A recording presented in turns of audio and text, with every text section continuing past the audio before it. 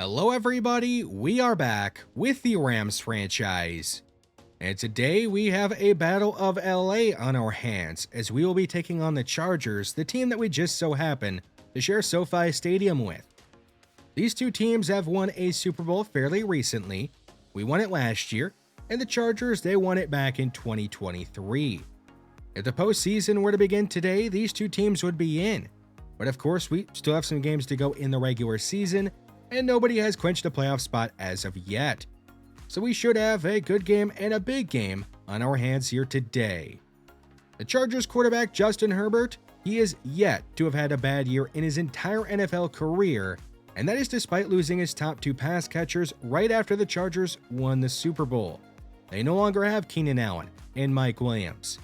So right now, Justin Herbert is throwing the ball to Quentin Johnston, Gerald Everett, Donovan Peoples-Jones, Joshua Palmer, and Jake Ferguson, among others. Not exactly the most star-studded group of pass catchers, but they have been pretty good and have been getting the job done for the Chargers offense. The two that concern me the most are their two good pass-catching tight ends in Gerald Everett and Jake Ferguson, which means that Sammy Patton, Devin White, and Wani Cliver are all going to have to be really good in coverage, even better than they usually are. And if we're going to be giving them help to try and cover those two tight ends, that'll put a lot of pressure on Nolan Walker, Addison Caver, and the rest of our cornerbacks to be rock solid in coverage, because I think I trust them more in coverage than our linebackers, especially considering who the Chargers are sending out there at receiver and at tight end. So we'll see if our cornerbacks could do a good job of being put on islands out there in coverage. The Chargers defense is going to be hurting. They are down their top two pass rushers in Joey Bosa and Elliott Kirkpatrick, who's not related to our tight end Michael Kirkpatrick, but they're both pretty good players, I will say that. So the Chargers are going to be missing their two top edge rushers and two top pass rushers, which is going to leave their quarterbacks in a tough spot. They're going to be trying to cover as long as possible to help out their pass rush.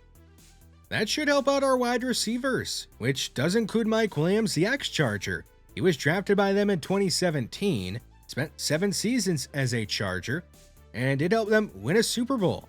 So I'm sure he's hoping to have a big game against his old team, the team that drafted him, and he is coming off a big game last week where he caught 2 touchdowns as our number 1 wide receiver, and he is going to be our number 1 wide receiver on the depth chart again today, with Cooper Kupp still being out with an abdomen tear. And speaking of abdomen tears, Jamal Holcomb. He has been out with an abdomen tear for a while, but now he's healthy, and he's expected to get on the field a lot and be one of our main pass-catching options. I don't know how much he's going to be able to help us, but I guess we'll find out. Let's go ahead and get right into this game against the Chargers. The Rams have the ball to get us started. It'll be a handoff to Gibson. He's going to cut back inside to avoid Derwin James. Not much room after the cutback, a gain of 3. 3rd and 7, a blitz on the way. It'll be a pass into traffic for Mike Williams, and the ball will not get there. So the Rams have gone 3 and out to begin the game. Justin Herbert and the Chargers taking over at their own 26, and they're going to already be up near midfield.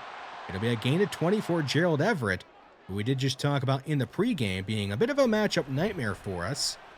A pass right side to Quentin Johnston, and he's out of bounds at the LA 35. He was seen as a bust after his rookie season, but he's up to 9 touchdowns on the season and is tied with Gerald Everett for the team lead. There is Gerald Everett with a catch and a gain of 6. He had a touchdown last week and had 7 catches for 70 yards. 3rd down, a pass on the left side for Joshua Palmer is broken up by Addison Caver. On 4th and 4, after the nice pass breakup by Caver, the Chargers do kick a field goal and they make it and take a 3-0 lead. The Rams are hoping that this drive goes much better than their first, and it already has gone better. They have picked up a 1st down this time around. Antonio Gibson takes the carry up to the 37. Now they'll fake it to Gibson. Rosen, under pressure, is forced to take a check down here to Michael Kirkpatrick, who now has 100 catches on his career. He was unable to pick up any yardage after making the catch, though. So 3rd and 9 for the Rams. It is going to be a deep ball here from Rosen, and Gibson is unable to make the catch. It was a bit of a lame duck throw because Rosen was under so much pressure, and they're lucky it wasn't an interception. They at least were able to punt the ball away, and their defense is trying to get the ball right back to the offense. Kobe Turner picks up his 6th sack of the season. 3rd down. Herbert buying some time. Now under pressure from Devin White, and he'll throw the ball away. He may have been able to run for the 1st down, but he didn't want to take a hit, so he just threw it away.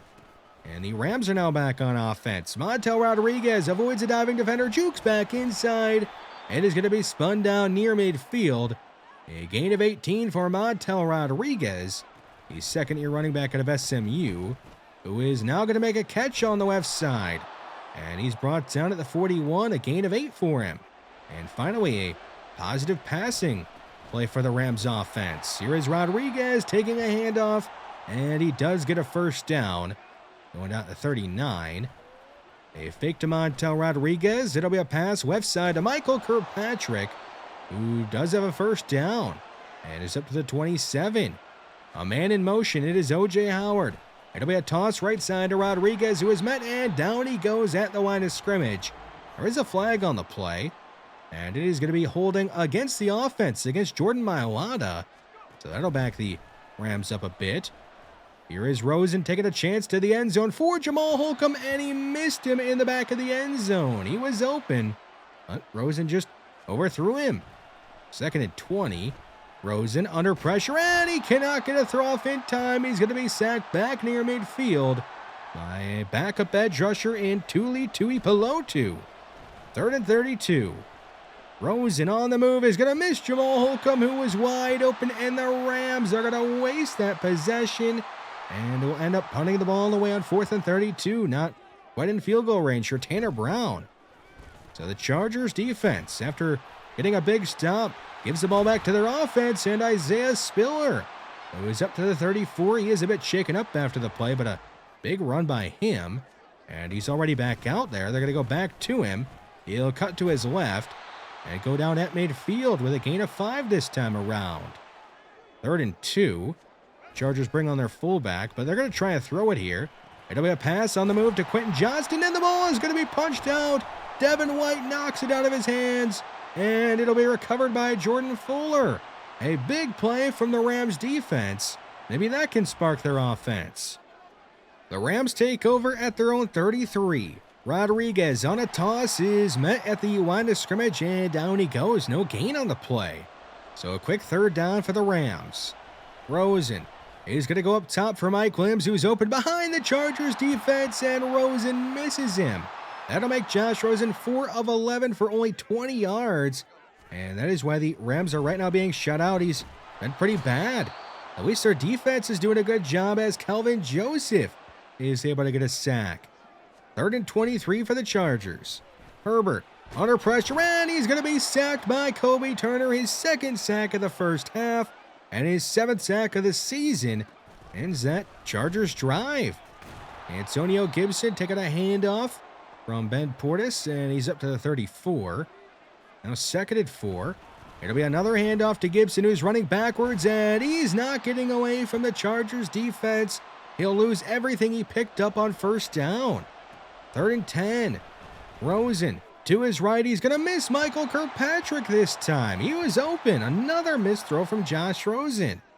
So the shutout continues here, and the Chargers are back on offense. It'll be a pass left side to Palmer, and Nolan Walker is able to break up. 3rd down. Herbert from a clean pocket is going down the field, and he's going to be intercepted by Nolan Walker, who now has the most interceptions in the NFL, and he's going to go down across midfield at the Chargers 49. Another turnover forced by this Rams defense. What is it going to take for the Rams offense to get going? Rosen, after the play-action fake, is going to lob to Mike Williams. He's turning upfield, and he's going to be knocked out of bounds inside the 10 at the 9. A 40-yard gain for Mike Williams against the team that drafted him. That's going to feel good.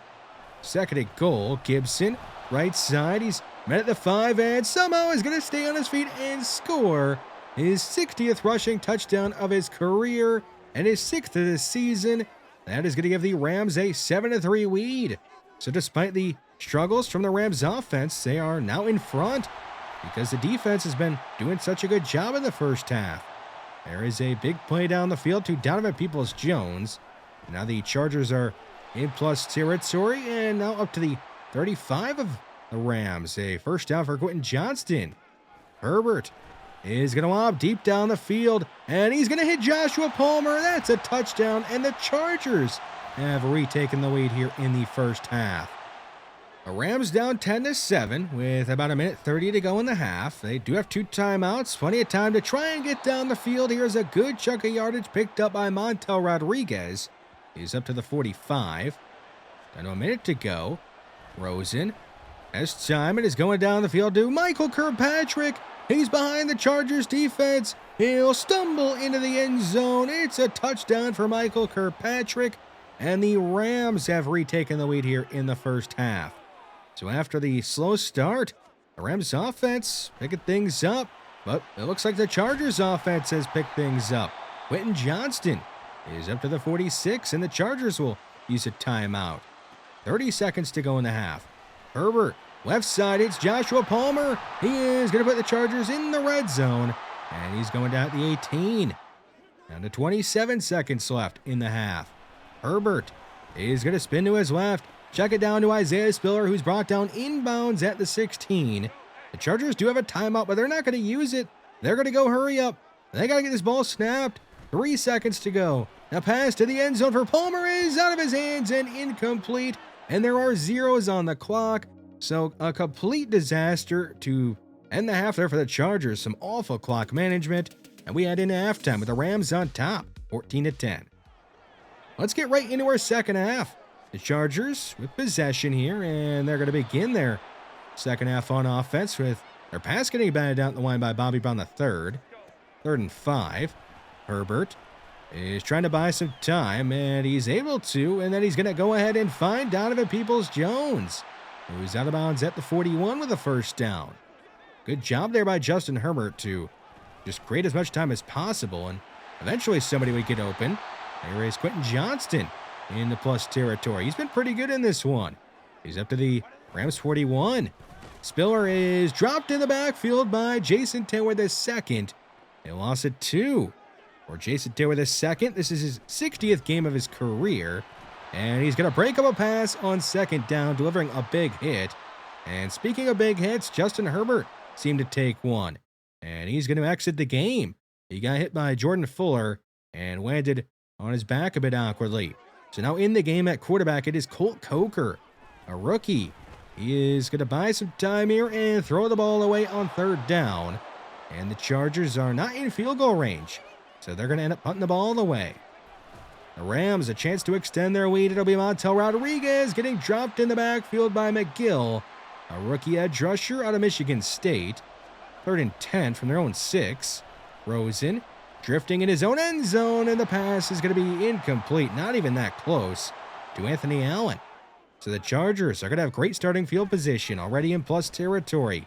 Coker to his right. He is going to hit Donovan Peoples-Jones for a gain of 19. That is the first completion in the career of Colt Coker. And now he goes underneath to Quentin Johnston. He's up to the 17 to make it 3rd and 1. On 3rd and short, the Chargers go to shotgun. It is a handoff to Spiller. He gets away from Devin White, but he can't get away from the rest of the Rams defense. It'll be a loss of 1 and bring up 4th down. The Chargers are going to go for it with their backup quarterback out there. Coker, he's going to throw it over the middle for Jake Ferguson, and it's knocked out of his hands by Jason Taylor II, who has had a great second half. And it'll be a turnover on downs, a big stand by the Rams defense. Can the Rams offense make this a 2-score lead? Gibson finds a lane and is up to the 35. Out to 43 yards on the ground in this one. On 2nd and 9, Rosen, after the play action fake, is not going to get the throw off in time. He's going to be sacked by Eric McGill, the rookie out of Michigan State. 3rd and long. The Rams are not going to call anything risky here. It is a screen, and Rodriguez will not be able to get a first down. So the Rams are really playing the field position and trusting their defense type of game. Coker firing down the field to Gerald Everett. He got away from Jason Taylor II for a second and is up to the 43. Now in the 4th quarter, it is a handoff to Spiller. He is met by Blake McCollum, And down to the 47. Third down. Rams are only going to send 4. Coker to his left, hits Johnston, who is tackled by Nolan Walker and Devin White just shy of the first down.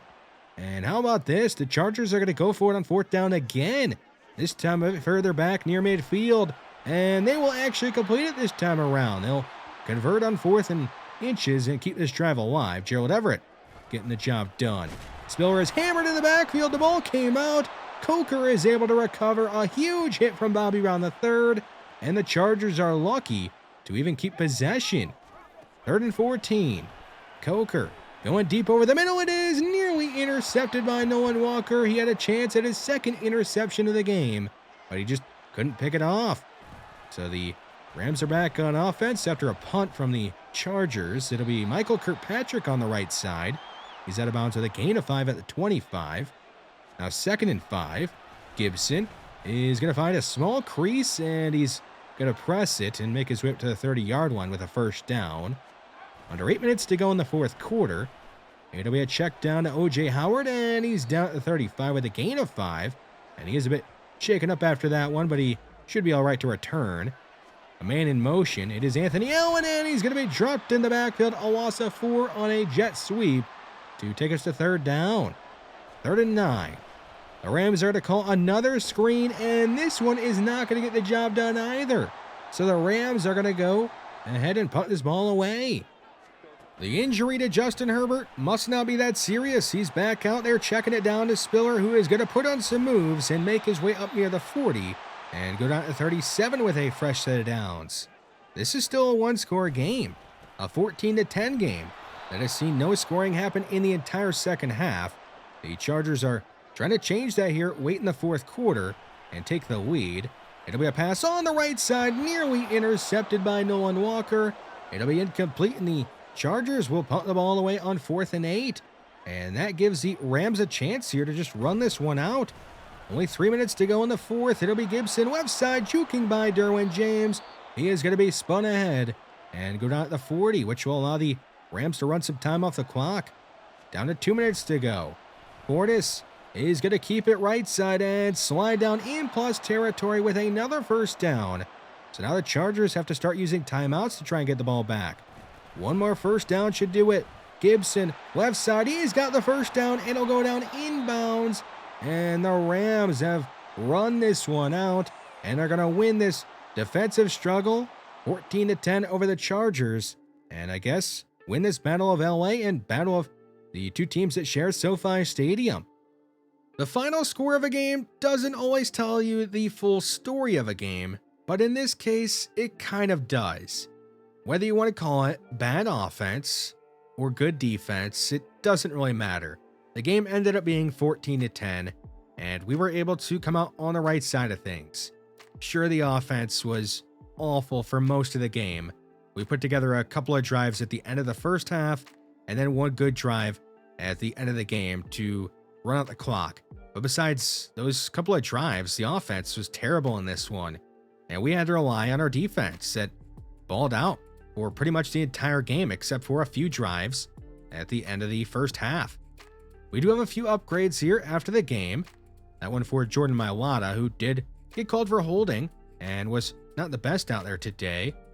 Carl Williams, he's got one here, and he'll get 2 to a short accuracy. The only other upgrade we have is for Nolan Walker, who could have had 3 interceptions today, but he at least got 1. He'll get 3 to his zone coverage. We have made a small roster move here. Brandon Hill has been re-signed to the roster to give us a bit of extra depth in the secondary. In order to open up a roster spot for him, we have released Jalen Redmond, who we no longer need on the roster at the moment, because Emmett Spearman is going to be good to go next week. So what is going on right now with the offense? It's been some really bad play from Josh Rosen, who has struggled pretty much the entire season. He is in a contract year. He is set to be a free agent at the end of the season, and his play this year has not really warranted a big contract extension. We'll see how he finishes this season. He is, of course, helped us win a Super Bowl, but is he going to be able to help us do that again? We are going to have Cooper Kupp back next week, and maybe that can spark the offense a little bit. He is our best player on offense and has had a good season, and that will also take pressure off the other pass catchers on this roster. One thing I think we are going to be doing next week on offense is giving the majority of the workload out of the backfield to Antonio Gibson, who has just been better than Montel Rodriguez for most of the year. We have been really using this backfield as a committee, a 1-2 punch, but Gibson is just better at this point, so we will ride him the rest of the way as long as it continues to prove that he's better than Rodriguez. On defense, Kobe Turner. He played really well today. He got 2 sacks and is up to 7 on the season, on pace to have the best year of his career when it comes to sacks, and he's now second on the team, only behind Byron Young. Devin White was able to punch out a ball and force a fumble, and he's somebody on this defense that's just really underrated and that I don't talk about enough. He is really not playing every snap, but despite that, he is one of the leaders in the NFL in tackles on the season, and he may end up with the most tackles he's had as a Ram this year if he's able to stay healthy. Nolan Walker, we have talked a lot about him, but he just keeps on making play after play out there, despite only having 88 speed. Sure, he did give up a long ball touchdown, but he also picked off another pass and has the most interceptions in the NFL and has put his name out there for Defensive Player of the Year. We'll see if he's able to get that and win that award. We have won the NFC West and clinched a playoff spot, and the Cowboys have also clinched a playoff spot. We are right now battling the Cowboys, Vikings, and Panthers for the number 1 seed in the NFC, which means that we still have some things to play for, even though we have clinched a playoff spot and already won our division. In our next game, we'll take on the Washington Commanders, who may not have the best record right now, but they do have a very good defense, so we may be in store for another defensive struggle. We'll see what happens, so thanks for watching this one, and I'll see you in the next one.